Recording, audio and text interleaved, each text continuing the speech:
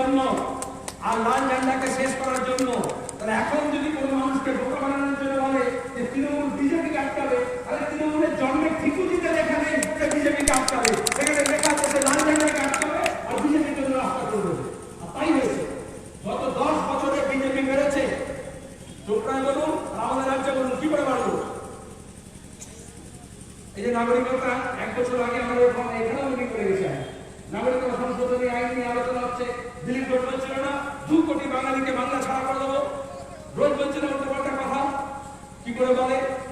এবার হিম্মত হয় যখন জ্যোতি বসু মুখ্যমন্ত্রী, যখন বাচ্চা মুন্সি কৃষক নেতা, কোন বাপের বেটা দিলীপ ঘোষের জন্ম হয়েছিল যে বলতে পারে যে 2 কোটি বাঙালিকে বাংলা ছাড়া করে দেবে? বলে এখন কেন বলছে? সাংবাদিকরা জিজ্ঞেস করলো। আমার কারণ গ্রাম পঞ্চায়েত থেকে নবান্ন পর্যন্ত চোর চোরটারে আড্ডা হয়ে গিয়েছে। চোর চোরটা তোলাবাজদের আড্ডা হয়ে গেলে সরকারের পঞ্চায়েতে জেলা পরিষদে তখন ওই ধরিবাজ যদি বসে মতো নেতা তৈরি হয়ে যায়। আর মুকুলরা কি করে? মমতা যেরকম করেছিল মুকুলরা আগে মমতা ছবি রেখে ছিল না, এখন কি করবো? বাজার পাল্টে গেছে। অনেকে মুকুলের হাত ধরে গিয়েছিল জেলা পরিষদ মেম্বার, পঞ্চায়েতের মেম্বার, উন্নয়নের জোয়ারে যায়নি, ভাড়ায় খাটেনি, কেনা বেচা হয়নি। তাহলে আজকে যখন কেনা বেচা হচ্ছে, বিজেপি করছে, এই কেনা বেচা রাজনীতি আমাদের রাজ্যে কে চালু করলো? গ্রাম পঞ্চায়েত, পৌরসভা, এমএলএ, এমপি, জেলা পরিষদ চিট ফান্ডের টাকায় তৃণমূল কিনেছে, আর এখন চিটিংবাজির টাকা বিজেপি কিনছে।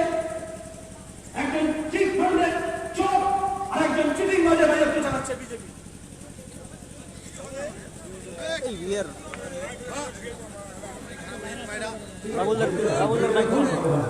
যে আমি চোর চোর বলছি চলে যাচ্ছে, তাই তো? হ্যাঁ, ও তাহলে এটা বোঝা গেল তৃণমূলের বিদ্যুৎ দপ্তর সরকারের তৃণমূলকে গাল দিলে বন্ধ করে দেয়, বিজেপি গাল দিলে বন্ধ করে দেয়। হ্যাঁ, তাই তো? এই কদিন আগে 26 নম্বর ধর্মঘট হলো না? মোদী সরকারের ওই কৃষি বিল, অত্যাবশ্যকীয় পণ্য আইন, শ্রম আইন, এইসব নিয়ে তো মূল্যবৃদ্ধি, বেকার ছেলেমেয়েদের কাজ, এইসব দাবিতে আমরা গোটা দেশে ধর্মঘট করলাম। এখানে তৃণমূল কি বলবো, মমতা কি বলবো?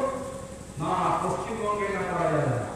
আমি মোদী সরকারের বিরুদ্ধে লড়ছি, তোমার কেন? মায়ের চেয়ে মাসিক দরদ বেশি তো। বলছিলাম